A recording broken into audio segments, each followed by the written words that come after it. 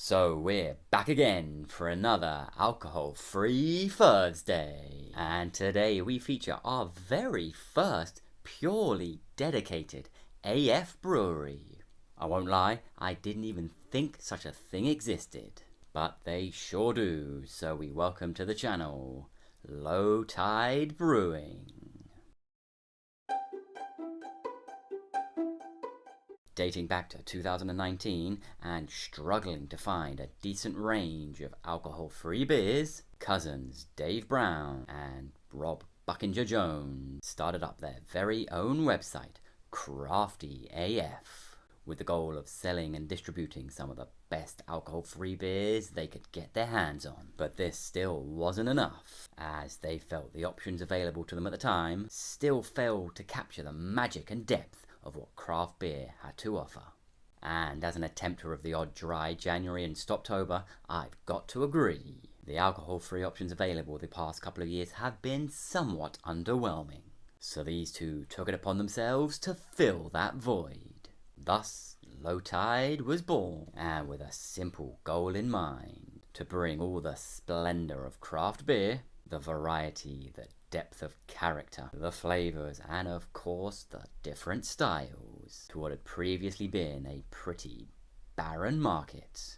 And it is a very noble ambition of them, so I do wish them nothing but the best, as I definitely do think we could all do with a couple of dry weeks every now and then, and top quality AF beers are going to be our best chance of achieving that. And today's brew will be my first ever alcohol-free New Englander. So I'm more than just a little excited to see what it's all about, because I am very interested to see if an AF beer can really carry through some of that haze and those big tropical notes, and if they can capture that big juicy mouthfeel you get. So here we have a Cosmic Turtle, which of course is carrying on its back 4 great elephants, which in turn is carrying the very world. That is, if you're up to date with your ancient Hindu text. Or, of course, the Great Atuin, if you're up to date with your ancient Pratchett text. Either way, it does sound out of this world. As they themselves claim, the Cosmic Turtle is a New England IPA with a beautiful pillowy mouthfeel and phenomenal tropical aromas.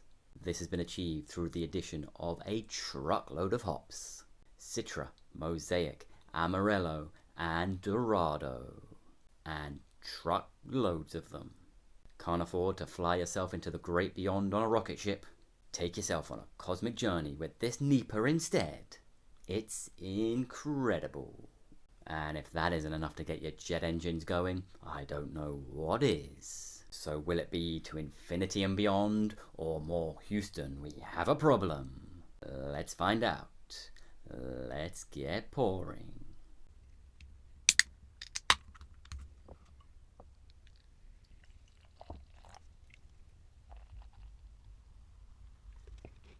So the very first thing you notice is it is much livelier than you normally get in your average New Englander. It's definitely got a lively lager-esque carbonation to it. And the lager comparisons don't end there. It is very, very clear. It's an almost light cider level of clear.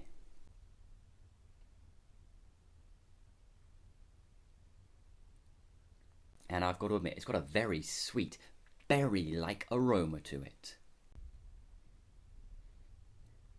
There is a nice subtle citrus note in the back of there too. Seems a little peppery on the nose also.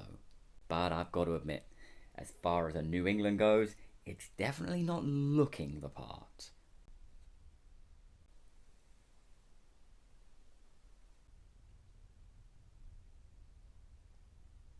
And although there is a bright citrus right off the top, it is very, very watery. And yeah, just in behind that citrus, there is a sweet tropical note, but it is quite subtle. And that carbonation really isn't doing it any favours at all, as it's got an almost spring water-like quality to it.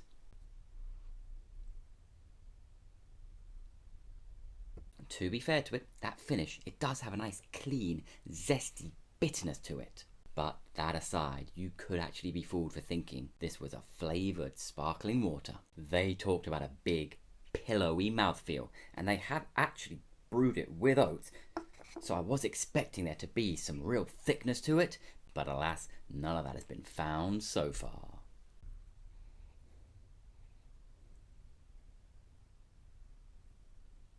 If anything, you might have been able to pass it off as an alcohol-free West Coaster, as those top citrus notes and that bitterness in the finish are the only two things about it that really even resemble a beer.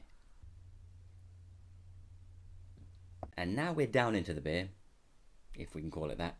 It has become even less of a New Englander. It's actually becoming more lager-like, as a subtle, lightly bready maltiness has started to form just in behind those clean, crisp citrus notes up top, and they are carrying through into that bitter finish.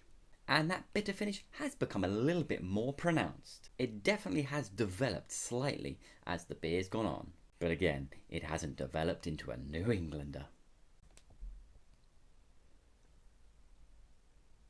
So right from the very pour, I was just a tad worried. And as things would turn out, I had every right to be. It was a whole lot livelier than I'd been expecting, and, well, a whole lot livelier than I've ever seen a New Englander before. And then you just can't help noticing how clear it really is, which did little to fill me with faith. Then you dive in, and the disappointment hits home hard, as you're left with a pint of what might as well be sparkling water. Which, in fairness, I don't particularly mind, just not when I'm supposed to be drinking a fluffy and tropical New Englander. But to be fair to it, there are some very bright lemon citrus notes right up top, and there is a cleanness and bitterness in the finish, which on their own could maybe fool you into thinking it was a beer, if of course it wasn't for that extremely watery mouthfeel. And as you work your way down, it does start to form some malty notes, lightly bready, which is no surprise because they did brew it with wheat, but even that does give it more of a lagery feel. I came into this really wanting to love the stuff, but alas no, it definitely resembled AF beers of old. Hollow, tame, a real token gesture of what a beer should be. And to be fair, I will still keep an eye in the fridge to see if I can find any more of their stuff. But maybe an alcohol-free New England is just a step too far right now.